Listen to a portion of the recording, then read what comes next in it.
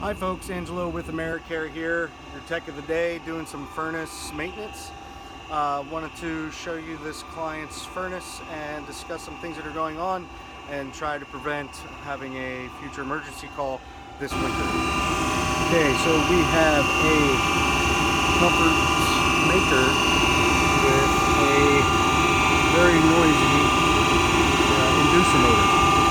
Now, you can see the furnace is working properly and amperage is fine on this unit, but it's just, it had a hum last year and now it's just getting a little louder. So to avoid the failure of this motor, which is very important for heat, we're going to go ahead and preemptively replace it and keep the old motor as a backup of sorts.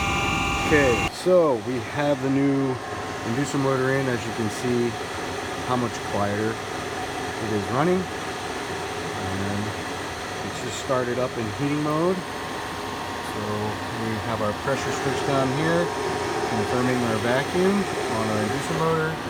We have our igniter lighting. It will prove the igniter heat from another safety switch, and that should turn on our manifold, and that gives us our spark.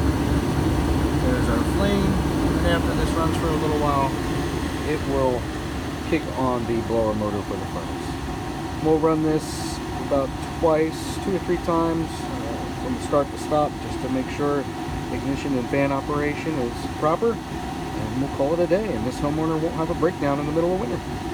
Thanks for watching. Bye-bye.